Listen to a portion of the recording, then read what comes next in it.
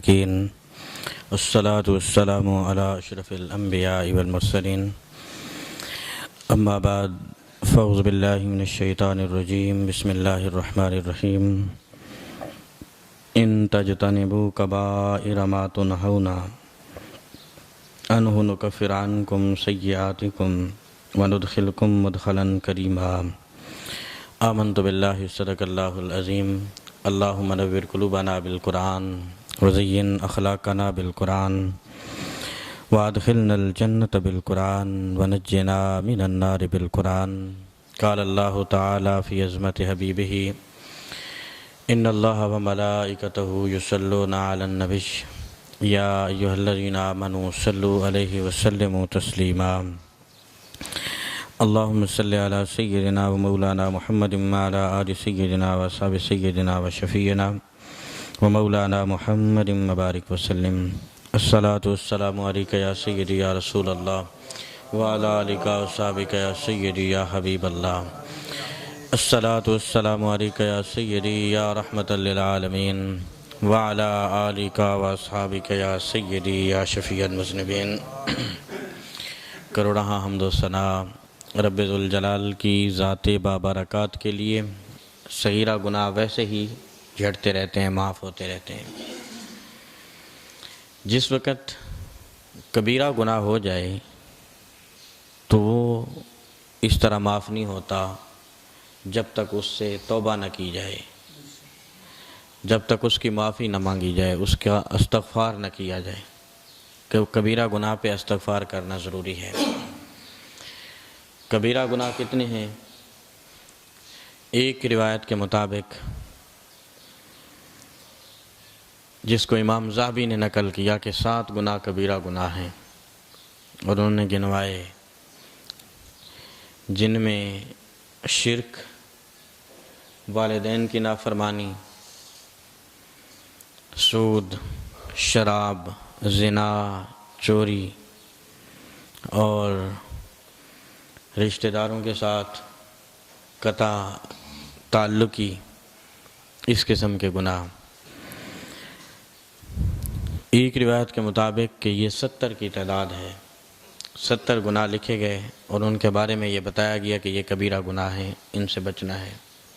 ایک روایت کے مطابق 700 گناہ گنوائے گئے کہ یہ کبیرہ گناہ ہیں، ان سے بچنا ہے، اور اگر یہ گناہ سرزد ہو جائے تو اس کی توبہ بھی کرنی ہے۔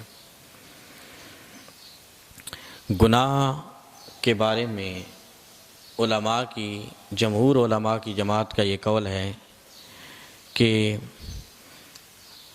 گناہ چاہے چھوٹا ہو یا بڑا ہو، جس گناہ پہ پکڑ ہو جائے تو اسے بچنا ہی چاہیے، چاہے وہ چھوٹا ہی کیوں نہ ہو، جس سے اللہ ناراض ہو جائے، جس گناہ کی پکڑ ہو، جس گناہ کے بارے میں اللہ تعالیٰ نے اپنی لعنت کی ہو، اللہ کے رسول نے اپنی لعنت کی ہو، فرشتوں نے لعنت کی ہو، مومنین کی لعنت ہو، تو اس گناہ سے بچنا ہی چاہیے۔ اور ایک جماعت کا خیال ہے کہ گناہ صغیرہ کوئی بھی نہیں ہوتا اگر اس کا تکرار کیا جائے، یعنی اس کو بار بار کیا جائے تو پھر وہ صغیرہ نہیں رہتا بلکہ کبیرہ بن جاتا ہے۔ اور ایک جماعت کا خیال ہے کہ گناہ کبیرہ بھی ہو تو اس پہ توبہ کر لی جائے تو وہ بھی ختم کر دیا جاتا ہے، مٹا دیا جاتا ہے۔ تو انسان کو اللہ تعالیٰ نے اس دنیا میں مبعوث فرمایا، یہ اشرف المخلوقات ہے۔ 3 قسم کی مخلوقات پیدا کی اللہ تعالیٰ نے، ایک فرشتے ہیں، دوسرے انسان ہیں، اور تیسرے جانور ہیں۔ یہ خاص مخلوقات میں ہیں۔ تو جو فرشتے ہیں ان میں اللہ تعالیٰ نے گناہ کا مادہ نہیں رکھا، فرشتے گناہ نہیں کرتے، معصوم عن الخطا ہیں۔ اور جو جانور ہیں ان میں اللہ تبارک و تعالیٰ نے عقل نہیں رکھی، وہ بھی معصوم ہوئے اس اعتبار سے۔ جو انسان ہے، حضرت انسان میں اللہ تعالیٰ نے عقل بھی رکھی ہے، اور عقل و شعور کے ساتھ ساتھ اس کے اندر گناہ کا مادہ بھی رکھا گیا، نفسانی خواہشات کو بھی رکھ دیا گیا، اور پھر اس کو صحیح اور غلط رستے کی پہچان بھی بتا دی گئی۔ ارشاد باری تعالیٰ ہوتا ہے انا ہدیناہ السبیل اما شاکرم و اما کفورا، کہ ہم نے اس کو ہدایت عطا فرما دی دو رستوں کی، ایک رستہ جو سیدھا رستہ ہے اور دوسرا رستہ جو گناہ کا رستہ ہے، اور پھر ہم نے اس کو اختیار دے دیا کہ وہ ان دونوں میں سے کس رستے کو چوز کرتا ہے، کس رستے پہ چلتا ہے، وہ ہم نے اس کو اختیار دے دیا۔ تو یہ حضرت انسان کو اللہ تعالیٰ نے اس کے ساتھ یہ معاملہ کرتے ہوئے اس کو یہ ترغیب دی کہ گناہ نہیں کرنا، گناہ سے بچنا ہے اور میرا یہی رستہ ہے، اور اگر گناہ ہو جائے تو پھر اس میں دوسری رخصت دے دی کہ نفسانی خواہشات کا مادہ اگرچہ ہے تو اس میں دوسری صورت یہ ہے کہ اس کو توبہ کا حکم دیا گیا، استغفار کی تلقین کی گئی کہ اگر گناہ ہو جائے تو اس پہ آپ نے توبہ کرنی ہے۔ سلطان محمود غزنوی کا آپ نے نام سنا ہوگا، علماء اس کی بہت زیادہ مثالیں دیتے ہیں۔ تو اس کا ایک غلام تھا، ایک خادم تھا جس کا نام ایاز تھا، اس کے ساتھ سلطان محمود کو بڑا ہی پیار تھا، اس کا خیال بھی بہت زیادہ کرتا تھا، اور فوقیت بھی تمام ملازمین پہ، خدام پہ اس کو زیادہ ملتی تھی۔ تو اس کی ایک وجہ تھی جس کو علماء نے لکھا ہے، علماء نے بیان کیا ہے، کہتے ہیں کہ ایک دن سلطان محمود تالاب کے کنارے پہ کھڑا ہوا تھا، اس نے چند موتی تالاب کے اندر پھینکے، کیونکہ جس وقت وہ ایاز کو فوقیت دیتا تھا، اہمیت دیتا تھا اور اس سے محبت کا اظہار کرتا تھا، جو دوسرے وزراء تھے، دوسرے خدام تھے، مشیر تھے، ان کے اندر حسد پیدا ہو جاتا تھا، وہ جلتے تھے کہ ہم بھی اسی طرح، جس طرح ایاز سلطان محمود کا غلام ہے، ہم بھی اسی طرح غلام ہیں، تو جس طرح اس سے پیار کرتا ہے بادشاہ، ہمارے ساتھ بھی اسی طرح کرے، جس طرح اس کو اہمیت دیتا ہے ہمیں بھی اسی طرح اہمیت دے۔ اس چیز میں ان کو حسد تھا، تو بادشاہ نے ایک دن سلطان محمود نے ایاز کا جو مقام ہے اس کو واضح کرنے کے لیے چند موتی تالاب کے کنارے پہ کھڑے ہو کے تالاب کے اندر پھینک دیے، اور تمام خدام کو بلا لیا اور کہا کہ میں آپ کو حکم دے رہا ہوں بادشاہ ہونے کے ناطے کہ تالاب کے اندر سے آپ نے ان موتیوں کو نکالنا ہے، لیکن اس شرط پہ آپ نے نکالنا ہے کہ آپ کا بدن اور آپ کے کپڑے بھیگنے نہیں چاہیے۔ جس طرح مرغابی پانی کے اندر رہتی تو پانی کے اندر ہے، لیکن جب باہر نکلتی ہے تو اس کے پروں پہ پانی کا ایک چھینٹا بھی نہیں ہوتا، اسی طرح آپ نے تالاب میں کود جانا ہے، موتیوں کو نکال کے لے آنا ہے، بدن اور کپڑوں پہ پانی نہیں ہونا چاہیے۔ تو جتنے بھی وزراء تھے، مشیر تھے، خدام تھے، آپ کے درباری تھے، انہوں نے کہا کہ بادشاہ سلامت، آپ نے ایسی بات کا حکم دے دیا ہے جو ناممکن ہے، جو ہو ہی نہیں سکتی، جو بات آپ نے کہی وہ اس سے ہم عاجز ہیں، ہم نہیں کر پائیں گے۔ تو بادشاہ نے ایاز کو کہا کہ ایاز آپ یہ کر لیں گے؟ تو حضرت ایاز نے کہا کہ بادشاہ سلامت کر لوں گا۔ تالاب کے اندر کود گئے، وہ موتی نکالے، موتی نکالنے کے بعد جب باہر نکلے، موتی بادشاہ کو پیش کیے، تو بادشاہ نے دیکھا کہ اس کے کپڑے بھی نچڑ رہے ہیں، بدن سے بھی پانی بہہ رہا ہے۔ بادشاہ نے کہا کہ میں نے یہ حکم دیا تھا کہ آپ کے کپڑوں پہ، آپ کے جسم پہ پانی نہیں رہنا چاہیے، تو اس کے باوجود آپ کے جسم سے بھی پانی بہہ رہا ہے، کپڑے بھی نچڑ رہے ہیں۔ تو ایاز نے ہاتھ جوڑ لیے اور کہا کہ بادشاہ سلامت، آپ کے دو حکم تھے، ایک حکم آپ کا یہ تھا کہ تالاب سے موتی نکالنے ہیں، دوسرا حکم آپ کا یہ تھا کہ جسم اور کپڑے بھیگنے نہیں چاہیے، تو ان میں سے ایک حکم کی پابندی مجھ سے ہو سکتی تھی، سو وہ میں نے کر لی، دوسرے حکم کی پابندی نہیں ہو سکی، تو اس کے لیے میں معافی چاہتا ہوں، اس کے لیے میں معذرت کرتا ہوں۔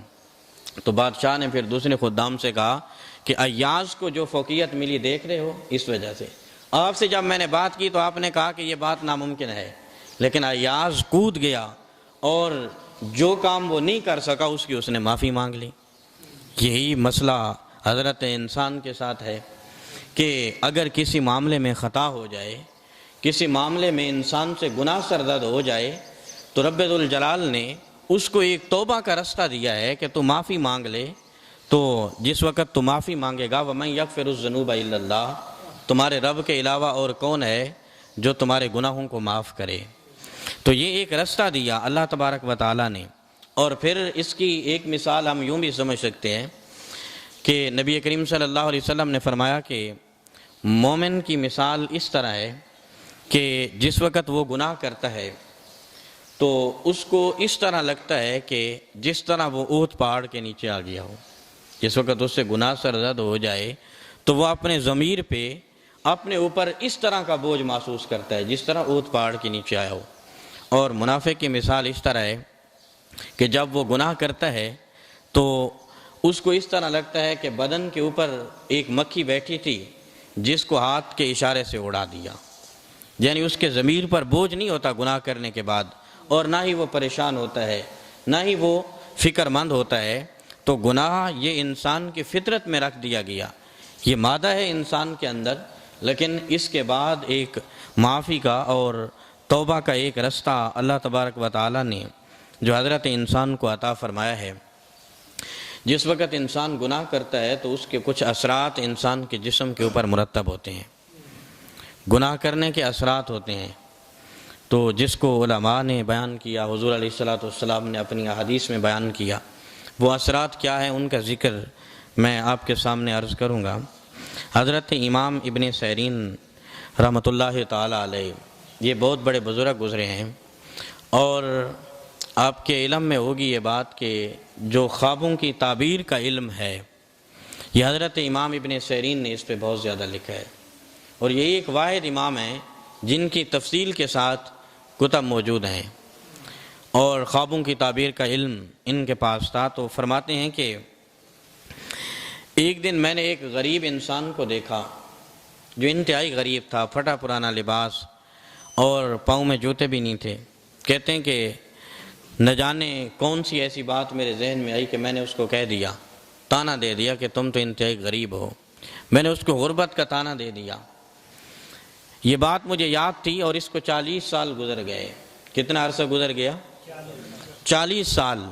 40 سال بعد میرے حالات خود اس طرح کے ہو گئے کہ پہننے کے لیے لباس نہیں تھا اور پاؤں میں کہتے ہیں کہ پھر وہ بات مجھے یاد آئی، یہ ایک چھوٹی سی غلطی ہوئی تھی مجھ سے کہ میں نے ایک شخص کو غربت کا تانا دیا۔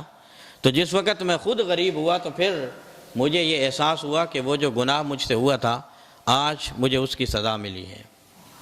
گناہ کرنے سے اس کے اثرات جو ہیں انسانی زندگی پہ مرتب ہوتے ہیں، چاہے وہ ایک دن بعد ہوں، ایک لمحے بعد ہوں، ایک مہینے بعد ہوں، یا ایک سال بعد ہوں، یا کچھ سال بعد ہوں۔ گناہ کے جو اثرات ہیں وہ انسان کی زندگی کے اوپر ضرور مرتب ہوتے ہیں۔ ایک بزرگ فرماتے ہیں کہ ایک دن میں جمعہ پڑھنے کے لیے مسجد میں گیا، تو جب جمعہ پڑھ کے باہر نکلا تو میری جوتی غائب تھی، کسی نے جوتی چوری کر لی۔ یہ معاملات ہو جاتے ہیں نا، ہماری مسجد میں بھی کبھی ایسا معاملہ ہو جاتا ہے۔ جب باہر نکلیں تو کوئی نہ کوئی شخص کھڑا ہوتا ہے، پوچھتے ہیں ہاں جی کیوں کھڑے ہیں، تو وہ بتا رہا ہوتا ہے جی میرے ساتھ کسی نے پیار محبت کا اظہار کر لیا ہے، میری کوئی جوتی لے کے چلا گیا ہے۔ کئی ہر جگہ پہ یہ معاملے، اور یہ آج کے نہیں، یہ شروع سے یہ مسئلہ ہے۔ تو فرماتے ہیں کہ جس وقت میری جوتی غائب تھی میں نے کہا کہ یہ جو میرے ساتھ معاملہ ہوا ہے شاید مجھ سے کوئی غلطی ہوئی ہے۔ کہتے ہیں پھر میں نے نظر دوڑائی کہ میں نے غلطی کون سی کی، مجھ سے خطا کون سی ہوئی کہ آج میرے ساتھ یہ معاملہ ہو گیا۔ کہتے ہیں کہ پھر مجھے یاد آیا کہ آج جس وقت میں جمعے کے لیے آیا تو جمعے کے وقت یہ مسنون اعمال میں سے ہے کہ غسل کیا جائے۔ جمعے کے لیے غسل کرنا یہ سنت ہے، غسل کر کے سرما لگا کے تیل لگا کے خوشبو لگا کے آنا یہ سنت۔ تو کہتے ہیں کہ میں نے مسنون غسل نہیں کیا تھا، وقت کم تھا، تو میں نے کہا چلو میں نے غسل نہیں کیا، وضو کر کے فوراً میں مسجد کی طرف آ گیا۔ تو پھر میں نے سمجھا کہ شاید یہ جو عمل میں نے نہیں کیا یہ اس کی مجھے سزا ملی ہے۔ وہ اس طرح کی پازیٹیو سوچ رکھنے والے۔ ایک اور بزرگ کے بارے میں آتا ہے کہ میں ایک دفعہ مسجد میں حاضر ہوا، دیکھا تو مسجد کے کونے میں ایک شخص بیٹھا ہوا تھا اور رو رہا تھا، دعا بھی کر رہا تھا اور رو بھی رہا تھا۔ کہتے ہیں کہ میرے دل میں یہ خیال پیدا ہوا کہ یہ جو شخص رو رہا ہے یہ ریاکاری کر رہا ہے، اور اس کے جو آنسو ہیں یہ تصنع کے ہیں، بناوٹ کے ہیں، حقیقت نہیں ہے اس میں۔ کہتے ہیں کہ بس اتنی سی بات میں نے دل میں سوچی، اور یہ چیز بدگمانی میں آتی ہے، اور بدگمانی سے اللہ تعالیٰ نے منع فرمایا قرآن مجید فرقان حمید میں کہ بدگمان نہیں ہونا کسی سے، اور کسی کے بارے میں بری سوچ نہیں رکھنی۔ کہتے ہیں کہ جس وقت یہ بدگمانی میرے دل میں پیدا ہوئی، ابھی زبان پہ نہیں لائی تھی، دل میں ہی پیدا ہوئی، کہتے ہیں کہ اس کی وجہ سے 40 دن تک میری عبادت کی جو لذت ہے وہ اللہ تعالیٰ نے مجھ سے چھین لی۔ نماز پڑھنے کی، قرآن پڑھنے کی جو ایک لذت تھی وہ ختم ہو گئی۔ تو پھر مجھے یہ میرا دھیان اس طرف گیا اور مجھے یہ خیال آیا کہ جو میں نے بدگمانی کی ہے اس کی مجھے سزا ملی ہے۔ گناہ کوئی بھی ہو اس کا اثر انسانی زندگی کے اوپر ضرور مرتب ہوتا ہے۔ ایک بزرگ فرماتے ہیں کہ میں نے ایک مشکوک لقمہ کھا لیا، مجھے پتہ نہیں تھا کہ یہ حرام ہے، مشکوک تھا، وہ میں نے کھا لیا، تو 40 دن تک جو ہے میری عبادت کی لذت بھی ختم ہو گئی۔ حضرت ابراہیم بن ادہم رحمۃ اللہ تعالی علیہ، ان کے بارے میں یہ ہے، آپ فرماتے ہیں کہ 40 دن پھر مجھے عبادت میں لذت محسوس نہیں ہوئی۔ آج ہم غور کریں کہ جو ہمارا رزق ہے، جو ہمارے کھانے ہیں، ان کا کیا عالم ہے، ان کی کیا کیفیت ہے کہ علم ہی نہیں کہ یہ حلال ہے یا حرام ہے، کہاں سے آ رہا ہے، اس چیز کی تفریق ہی نہیں ہے، تو پھر عبادت میں لذت کیسے ہوگی؟ قرآن پڑھنے کے لیے دل کس طرح چاہے گا؟ نیکی کے لیے جو ہے انسان کی طبیعت کس طرح مائل ہوگی؟ تو اس چیز پہ بھی غور کرنی پڑے گی۔ ایک شخص کو دیکھا نبی کریم صلی اللہ علیہ وسلم نے، جو کعبہ شریف کے سامنے کھڑا ہو کے اپنے ہاتھوں کو بڑھا کے دعا کر رہا تھا۔ حضور علیہ السلام نے فرمایا کہ یمد یدے کہتے ہیں ہاتھوں کو ایسے یوں لمبا کر کے دعا مانگنا۔ ایک تو ہوتا ہے نا ہاتھوں کو ایسے قریب کر کے، ایک ہوتا ہے ہاتھوں کو یوں بڑھا کے، یہ زیادہ عاجزی کی علامت ہے۔ کعبے کے سامنے کھڑے ہو کے ہاتھوں کو بڑھا کے یمد یدے، اپنے ہاتھوں کو لمبا کر کے دعا کے لیے ہاتھ اٹھائے ہوئے ہیں۔ نبی کریم صلی اللہ علیہ وسلم نے فرمایا وَمَطْعَمُهُ حَرَامٌ وَمَلْبَسُهُ حَرَامٌ وَمَشْرَبُهُ حَرَامٌ وَوُضِعَ بِالْحَرَامِ، کہ اس کا کھانا بھی حرام کا، اس کا پینا بھی حرام کا، اور اس کا لباس بھی حرام کا، تو اس کی دعا کیسے قبول ہوگی؟ اس نے جو جسم پہ لباس پہن رکھا ہے وہ بھی حرام پیسوں سے، جو کھانا کھاتا ہے وہ بھی ایک حرام ذریعہ ہے، اور جو پیتا ہے وہ بھی حرام کا، تو اس کی دعا کیسے قبول ہوگی؟ اس کی دعا کبھی بھی قبول نہیں ہوگی۔ تو رزق کی پاکیزگی کا سامان کرنے ورنہ عبادت میں لذت بھی نہیں ہوگی، دعاؤں کی قبولیت بھی نہیں ملے گی۔ اور قرآن مجید فرقان حمید میں اس کی مذمت بھی بیان کی گئی ہے۔ تو اسی لیے آقا کریم علیہ السلام نے فرمایا کہ گناہوں سے بچو، کیونکہ ان کے جو اثرات ہیں، گناہ کے جو اثرات ہیں وہ انسان کی زندگی پہ بھی مرتب ہوتے ہیں، اور پھر اس کے بعد سلسلہ یہاں پہ ختم نہیں ہوتا۔ گناہ کے جو اثرات ہیں وہ قبر میں بھی مرتب ہوتے ہیں انسان کے اوپر، اور پھر وہاں پہ بھی سلسلہ ختم نہیں ہوتا۔ حشر میں بھی اللہ تعالیٰ کی بارگاہ میں بھی اس کے اثرات ظاہر کیے جائیں گے۔ تو گناہ کے من جملہ جو اثرات ہیں ان میں سے ایک چیز تو یہ ہے کہ گناہ کرنے سے اللہ تعالیٰ ناراض ہو جاتا ہے۔ سب سے بڑا نقصان اس گناہ کا یہ ہوتا ہے کہ اللہ تعالیٰ کو ہم ناراض کر بیٹھتے ہیں۔ تو جس سے اللہ ناراض ہو جائے پھر اس کے بعد اس کے پاس کیا بچتا ہے؟ انسان جب اپنے خدا کو ہی ناراض کر بیٹھے تو پھر جو ہے اس کے پاس کیا بچے گا؟ اگر ماں باپ اس دنیا میں انسان کے اوپر ناراض ہو جائیں تو انسان کی جو زندگی کا سکون ہے وہ ختم ہو جاتا ہے۔ اور یہ جو ہے حدیث پاک کے الفاظ ہیں، آقا کریم علیہ السلام نے فرمایا کہ جس کے ماں باپ ناراض ہوں تو وہ شخص چاہے جتنا مرضی ہواؤں میں اڑتا رہے اس کی زندگی میں سکون نہیں ہوگا۔ تو جس کے ماں باپ ناراض ہو جائیں اس کی زندگی میں سکون نہیں ہے، تو جس کا رب ناراض ہو جائے اس کی زندگی میں سکون ہوگا؟ اس کی زندگی میں بھی کبھی سکون نہیں آ سکتا۔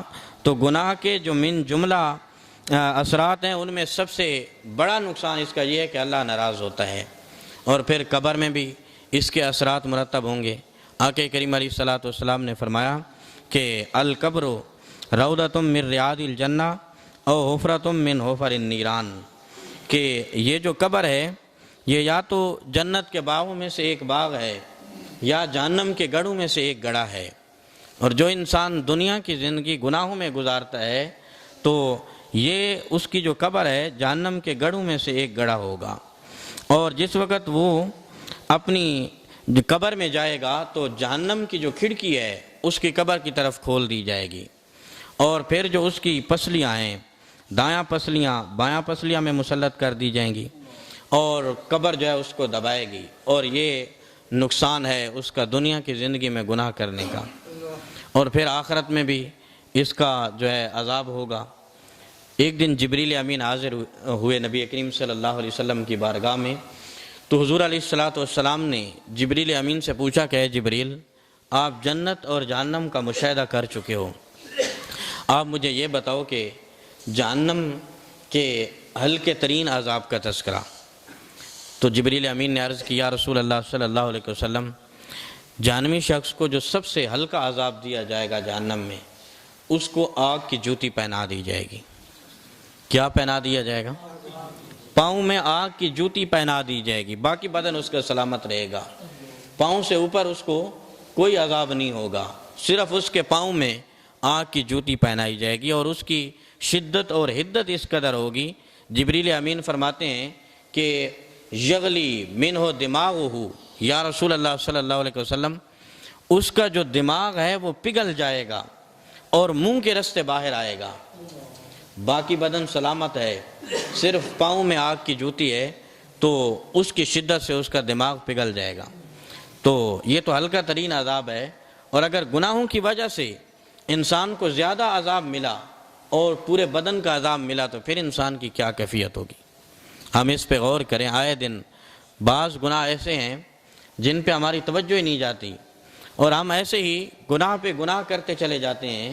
نبی کریم صلی اللہ علیہ وسلم نے فرمایا کہ جو اپنی نظر کو غیر محارم سے نہیں بچاتا، غیر محارم کی طرف اپنی نگاہوں کو اٹھاتا ہے اور شہوت کی نگاہ سے غیر محارم کو دیکھتا ہے، تو کل قیامت کے دن اس کی آنکھوں میں جہنم کی آگ کی سلائیاں بھر دی جائیں گی۔ تو پھر اس کا کیا عالم ہوگا اس عذاب کا؟ اگر پاؤں میں آگ کی جوتی ہو تو اس سے تو دماغ پگھل جائے گا، اور اگر آنکھوں میں ہی آگ بھر دی جائے تو پھر اس کی کیا تکلیف ہوگی انسان کو۔ تو یہ آخرت کا عذاب ہے اور یہ ذلت کا عذاب ہے۔ اسی لیے اللہ تبارک و تعالیٰ نے اس بات کی پہلے ہی ترغیب ارشاد فرمائی کہ گناہ کبیرہ سے آپ نے بچنا ہے، جن سے آپ کو منع کیا گیا، جن سے آپ کو روکا گیا، اور اس کے من جملہ اثرات میں سے ایک اس کا اثر بعد یہ ہوتا ہے کہ جس وقت انسان گناہ کرتا ہے تو اس کے دل کے اوپر ایک سیاہ نقطہ لگتا ہے، اگر تو وہ توبہ کرے اپنے گناہ سے تو وہ نقطہ مٹا دیا جاتا ہے، اور اگر توبہ نہیں کرتا دوبارہ پھر گناہ کرتا ہے تو وہ نقطہ مقدار میں کچھ بڑھ جاتا ہے، پھر گناہ کرتا ہے تو وہ نقطہ اور بڑھ جاتا ہے، یہاں تک کہ دل سیاہ ہو جاتا ہے۔ اس کے بعد پھر انسان گناہ کو گناہ نہیں سمجھتا، پھر انسان جب گناہ کر رہا ہوتا ہے تو اس کو محسوس ہی نہیں ہوتا۔ جس طرح کہ ایک حدیث پاک میں نے آپ کے سامنے رکھی کہ مومن سے چھوٹی سی غلطی بھی ہو جائے، چھوٹا سا گناہ بھی ہو جائے تو وہ سمجھتا ہے جیسے میں احد پہاڑ کے نیچے آ گیا ہوں، اور منافق گناہ کرتا رہتا ہے اور اس کو اس طرح لگتا ہے جیسے بدن پہ مکھی بیٹھی تھی پھر اس کو اڑا دیا ہلکے سے اشارے سے۔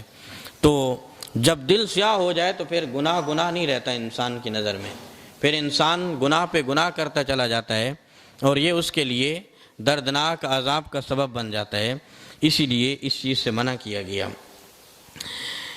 اور اس کا جو تیسرا نقصان ہے گناہ کرنے کا، نبی کریم صلی اللہ علیہ وسلم نے فرمایا کہ اللہ تعالیٰ انسان سے توفیق حق طلب کر لیتا ہے، پھر انسان کو جو ہے نیکی کی توفیق نہیں ملتی۔ جو لوگ نماز نہیں نہ پڑھتے یا روزہ نہیں رکھتے یا نیکی کی طرف ان کی طبیعت مائل نہیں ہوتی، وہ یہ نہ سمجھیں کہ ہم نماز نہیں پڑھتے یا ہم روزہ نہیں رکھتے، بلکہ ان کو یہ فکر کرنی چاہیے، اس چیز کا خوف کرنا چاہیے کہ اللہ تعالیٰ نے ان کو نماز پڑھنے کی توفیق ہی نہیں دی، اللہ تعالیٰ نے ان کو روزہ رکھنے کی توفیق ہی نہیں دی، اللہ تعالیٰ یہ پسند ہی نہیں کرتا کہ وہ میرے گھر میں آئے۔ یہ سب سے بڑی ناراضگی ہے اللہ تعالیٰ کی کہ کسی سے توفیق حق وہ طلب کر لے۔ وہ ایک واقعہ پہلے بھی شاید کسی میں نے جمعے میں عرض کیا تھا آپ کے سامنے کہ ایک شخص عیسائی ہو گیا، اسلام کو چھوڑ کر عیسائیت کو اس نے قبول کر لیا۔ تو لوگوں کو تفتیش ہوئی کہ یہ تو مسلمان تھا، نمازیں بھی پڑھتا تھا اور بڑا اچھا تھا، اب یہ عیسائی ہو گیا ہے۔ تو اس کے پاس لوگ پہنچے، بالخصوص علماء اس کے پاس پہنچے، اور علماء نے اس کو کہا کہ تو نے تو نمازیں بھی پڑھی تھیں، نیکیاں بھی کی تھیں، اور اچانک تو عیسائی ہو گیا، اس کی کوئی وجہ؟ کون سی ایسی بات تھی جس نے تجھے عیسائی کر دیا؟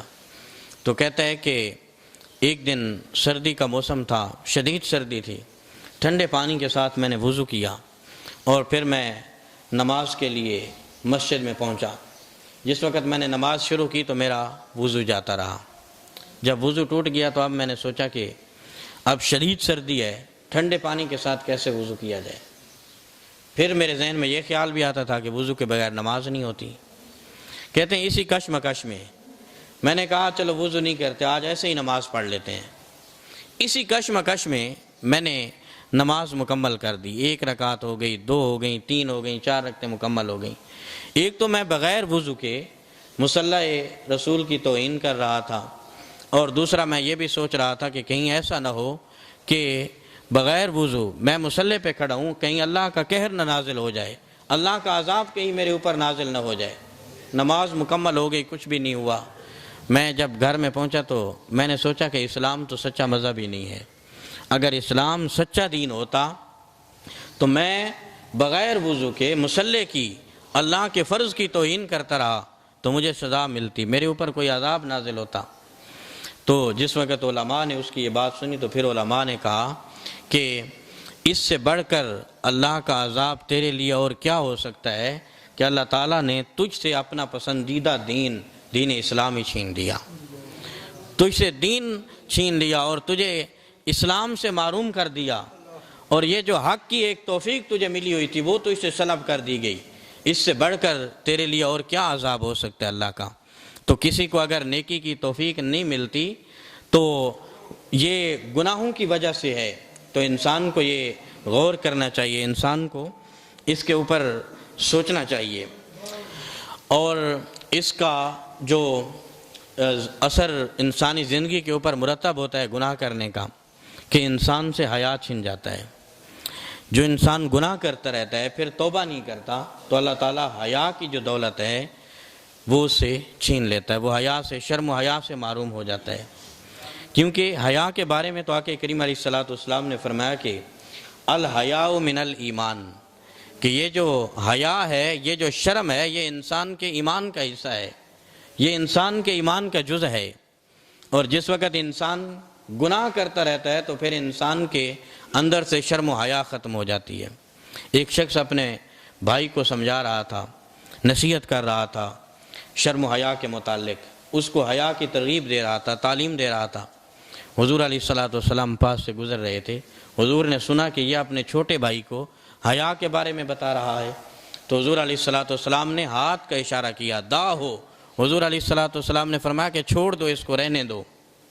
الحیاء من الایمان، یہ جو حیا ہے یہ تو ایمان کا حصہ ہے، اگر اس کے اندر ایمان ہے تو پھر حیا ضرور ہوگا۔ تو جس شخص کے اندر شرم و حیا نہیں ہے تو اس شخص کو سوچنا چاہیے کہ اس کا ایمان کامل نہیں، اس کو اپنے ایمان کی اصلاح کرنی چاہیے۔ حیا تو ایمان کا حصہ ہے، اور جس وقت انسان گناہوں کا ارتکاب کرے تو یہ جو حیا کی دولت ہے اللہ تعالیٰ انسان سے یہ چھین لیتا ہے۔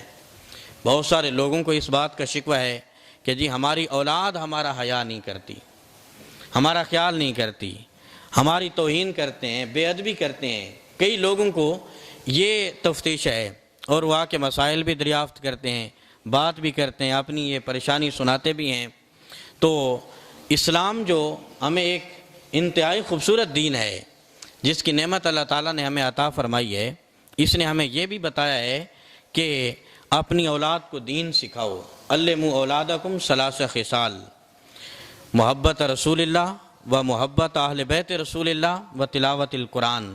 اپنی اولاد کو یہ 3 چیزیں دو، ایک حضور کی محبت، حضور کی آل کی محبت اور قرآن کی تعلیم۔ یہ 3 چیزیں اولاد کو سکھاؤ، سمجھاؤ، تو اس کا فائدہ کیا ہوگا کہ اولاد جس وقت حضور سے محبت کرنے والی ہوگی، حضور کی آل سے پیار کرنے والی ہوگی، قرآن کو پڑھنے سمجھنے والی ہوگی، تو وہ والدین کا بھی احترام کرے گی۔ تو ایک بزرگوں کے پاس ایک آدمی آیا اور اس نے اپنے بیٹے کی شکایت کی اور کہا کہ وہ میری توہین کرتا ہے، بے ادبی کرتا ہے، گستاخ ہے وہ میرا۔ تو انہوں نے کہا کہ تو اپنے بیٹے کے بارے میں یہ کہتا ہے کہ آج وہ تیرا کہنا نہیں مانتا، تو مجھے یہ بتا کہ تو نے نبی کریم صلی اللہ علیہ وسلم کا کہنا مانا ہے، خدا کا کہنا مانا ہے؟ جس وقت ہمیں یہ حکم مل گیا کہ بچہ 7 سال کا ہو تو اس کو نماز سکھاؤ، اور جب 10 سال کا ہو جائے تو پھر سختی کرو، بلکہ اس کو مار کے نماز پڑھاؤ، تو نے اپنی ذات کے تو سارے کام کیے، لیکن یہ کام کیا جس کا حکم اللہ اور اس کے رسول نے دیا تھا، اس چیز کی طرف تو نے توجہ نہیں کی اپنی اولاد کو۔ اگر یہ چیز سکھاتا، نمازی ہوتی تیری اولاد اور اللہ کے حکم کو ماننے والی ہوتی، تو آج وہ تیری بھی فرمانبردار ہوتی۔ تو اس چیز کا جو ہے انسان کے اندر سے یہ جو حیا ختم ہو جاتا ہے، یہ بعض اوقات انسان کے گناہوں کی وجہ سے ہے، اور اس چیز کے اوپر بہت ساری بحث کی علماء نے، مفکرین کرام نے، اور ان کے من جملہ اثرات میں سے ایک اثر گناہ کا یہ بھی ہوتا ہے کہ انسان کے چہرے کے اوپر جو نور ہوتا ہے، روحانیت کا نور، گناہ کی وجہ سے وہ ختم ہو جاتا ہے۔ انسان جس وقت گناہ کرتا ہے تو چہرے پہ نحوست پڑ جاتی ہے، جب تک وہ توبہ نہیں کرتا، اللہ تعالیٰ سے معافی طلب نہیں کرتا۔ ایک انسان چوری کرتا ہے، شراب پیتا ہے، زنا کا ارتکاب کرتا ہے، یا گناہوں میں سے کسی بھی گناہ کا ارتکاب کرتا رہتا ہے، تو جو شخص صاحب بصیرت ہے وہ دیکھ لے گا کہ اس کے چہرے کے اوپر کتنی لعنت برس رہی ہے اور اس کے چہرے کے اوپر کتنی نحوست ہے۔ اور جو شخص نمازی ہے، پرہیزگار ہے، تہجد گزار ہے، رات کو اٹھ کر وہ مصلی پہ کھڑے ہو کے اللہ کی بارگاہ میں آنسو بہانے والا ہے، تو صبح اس کے بھی چہرے کو دیکھ لیں، اور جو شخص گناہوں کی زندگی بسر کرنے والا ہے اس کے چہرے کو بھی دیکھ لیں، معلوم ہو جائے گا۔ گناہ سے انسان کے چہرے کی جو روحانیت ہے، چہرے کا جو نور ہے، وہ ختم ہو جاتا ہے۔ آج کل تو ہم نے مختلف طریقے اپنائے ہوئے ہیں چہرے کو خوبصورت بنانے کے، لیکن اللہ تعالیٰ نے بھی ہمیں ایک طریقہ بتایا، نبی کریم صلی اللہ علیہ وسلم نے بھی، کہ رات کو اٹھ کر نماز تہجد ادا کر لو، صبح اٹھ کے کسی عمل کرنے کی ضرورت نہیں پڑے گی، تمہارے چہرے پہ خود ہی نور برس رہا ہوگا۔ اور جو صاحب بصیرت لوگ ہیں، اللہ کے جو نیک بندے ہیں، ان کے بارے میں خود رب ذوالجلال نے فرمایا، حدیث قدسی ہے، اتقوا فراست المومن فإنہ ینظر بنور اللہ، کہ مومن کی نظر سے ڈر، کیونکہ وہ اللہ کے نور سے دیکھتا ہے، اور یہ اس کی عبادت اور ریاضت کی وجہ سے ہے۔ پھر اس کے چہرے پہ صرف نورانیت نہیں ہوتی، بلکہ اس کے آنکھوں کے نور میں اتنی پاور ہوتی ہے کہ وہ سامنے والے انسان کے اندر کی بھی ساری کیفیات کو دیکھ رہا ہوتا ہے۔ وہ آدمی کو دیکھ کے یہ جان لیتا ہے، اس کو یہ پتہ چل جاتا ہے کہ یہ آدمی مومن ہے یا منافق ہے، گناہگار ہے، نیک ہے یا بد ہے، ساری چیزیں پھر وہ انسان کو دیکھ کے اس کو پتہ چل جاتی ہیں۔ حضرت امام اعظم ابو حنیفہ رحمۃ اللہ تعالی علیہ، آپ وضو کے پانی کو دیکھ کے یہ بتا سکتے تھے، یہ آپ پہچان سکتے تھے کہ یہ شخص پکا مومن ہے یا چغل خور ہے یا حرام خور ہے۔ پہلے کچی زمین ہوتی تھی، لوٹا بھر کے لوگ پانی سے وضو کرتے تھے، تو وہ پانی زمین کے اوپر پڑا، امام اعظم ابو حنیفہ پانی کو دیکھ کے پہچان لیتے تھے کہ یہ کس شخص کے وضو کا پانی ہے۔ پھر یہ اللہ تعالیٰ انسان کو قوت اور پاور عطا کرتا ہے۔ ایک عیسائی نے جس وقت یہ حدیث قدسی کو سنا کسی عالم سے کہ اتقوا فراست المومن فإنہ ینظر بنور اللہ، تو اس عیسائی آدمی کے دل میں یہ خیال آیا کہ آیا یہ حدیث سچی بھی ہے یا نہیں، اس کا تجربہ کیا جائے۔ اس نے نیچے زنار پہنی، اوپر لباس پہنا اور سر پہ امامہ باندھا اور مسلمانوں والی شکل بنا کے کسی ولی کے پاس پہنچا۔ اللہ کا نیک بندہ تھا، ولی اللہ تھا، اس کے پاس پہنچا جس کے بارے میں یہ مشہور تھا کہ یہ اللہ کا خاص مقرب ہے، ولی اللہ ہے۔ تو کہنے لگا کہ جی ایک مسئلہ دریافت کرنے آیا ہوں آپ سے۔ تو انہوں نے کہا جی پوچھیں، آپ دریافت کریں۔ تو اس نے کہا کہ یہ جو حدیث ہے، میں ایک مسلمان ہوں اور اس حدیث کے بارے میں نے آپ سے یہ معلوم کرنا ہے، اتقوا فراست المومن فإنہ ینظر بنور اللہ، کہ مومن کی نظر سے ڈر، کیونکہ یہ اللہ کے نور سے دیکھتا ہے۔ اس حدیث کا آپ مجھے مفہوم بتا دیں۔ میں ایک مسلمان ہوں اور آپ سے یہ مفہوم دریافت کرنے آیا ہوں، کیونکہ اس کے ذہن میں تو یہ تھا نا کہ یہ مفہوم بتانے سے پہلے مجھے یہ بتا دے گا کہ تم مسلمان نہیں ہے، میرے جو اندر کی کیفیات ہیں وہ یہ جان لے گا، اور میرے اندر کا جو کفر ہے اس کا اس کو پتہ چل جائے گا۔ لیکن ان بزرگوں نے ایسی کوئی بات نہیں کی، حدیث کی جو تشریح تھی اس کی وضاحت کر دی، تو وہ شخص دل ہی دل میں ہنسنے لگا اور کہنے لگا کہ اگر یہ حدیث سچی ہوتی اور اللہ کا یہ فرمان حدیث قدسی حق ہوتا تو پھر جو ہے یہ مجھے بتا دیتا، کیونکہ یہ تو اللہ کا ولی ہے، مومن اللہ کے نور سے نہیں دیکھتا۔ پھر اس نے کہا کہ نہیں، اس مسئلے کی تہ تک پہنچنا ہے۔ پھر ایک دوسرے بزرگ کے پاس گیا، تیسرے کے پاس گیا، یہاں تک کہ 69 لوگوں کے پاس گیا۔ تمام نے اس کی وضاحت کی، حدیث کے بارے میں اس کو بتایا، لیکن اس کے کفر پہ اس کو مطلع نہ کیا۔ آخر کار وہ حضرت جنید بغدادی رحمۃ اللہ تعالیٰ علیہ کی بارگاہ میں حاضر ہوا۔ حضرت جنید بغدادی واعظ فرما رہے تھے، تو جب آپ فارغ ہوئے، آپ نے فرمایا کہ کسی نے کوئی سوال کرنا ہے، کسی نے کوئی بات پوچھنی ہے تو پوچھ لے۔ اس نے چونکہ پوچھنی تھی آگے بڑھا، کہنے لگا کہ میں ایک مسلمان ہوں اور مجھے اس حدیث قدسی کی سمجھ نہیں آ رہی، اتقوا فراست المومن فإنہ ینظر بنور اللہ، مجھے اس کی وضاحت کر دیں، ذرا اس کی تفصیل بتا دیں۔ تو حضرت جنید بغدادی رحمۃ اللہ تعالیٰ علیہ نے فرمایا کہ اگر اس حدیث کی تفصیل جاننا چاہتا ہے تو پھر پہلے غسل کر، زنار اتار، کلمہ پڑھ اور مسلمان ہو جا، اس کے بعد پھر آپ کو حدیث کی تفصیل بھی بتا دی جائے گی۔ تو وہ کہنے لگا کہ حضرت دوسرا سوال بھی ایک ہے، اس کا بھی آپ جواب دے دیں، ایک سوال تو میرا حل ہو گیا۔ پہلے جو لوگ تھے ان کا نام لیا، ان کا تذکرہ کیا، کہا کہ میں فلاں کے پاس بھی گیا، فلاں کے پاس بھی گیا، میں 69 لوگوں کے پاس گیا جن کے بارے میں یہ مشہور تھا کہ یہ ولی اللہ ہیں، اور جو ولی اللہ ہوتے ہیں وہ اللہ کے مقرب ہوتے ہیں، اور انہی کے بارے میں، انہی کے اوپر یہ حدیث قدسی صادق آتی ہے۔ تو ان 69 لوگوں نے مجھے یہ بات کیوں نہیں بتائی؟ آپ نے کیوں بتائی؟ کیا یہ حدیث ٹھیک نہیں تھی یا وہ لوگ غلط تھے؟ تو حضرت جنید بغدادی رحمۃ اللہ تعالیٰ علیہ نے فرمایا کہ وہ لوگ بھی ٹھیک تھے اور یہ حدیث بھی ٹھیک ہے۔ تو وہ کہنے لگا کہ پھر اس کی جو ہے اس کے بارے میں انہوں نے مجھے مطلع کیوں نہ کیا؟ تو آپ نے فرمایا کہ اللہ تعالیٰ نے تمہارا ایمان میرے ہاتھ کے اوپر رکھا ہوا تھا کہ تم نے میرے ہاتھ پہ بیعت کرنی ہے، میرے ہاتھ پہ تم نے مسلمان ہونا ہے۔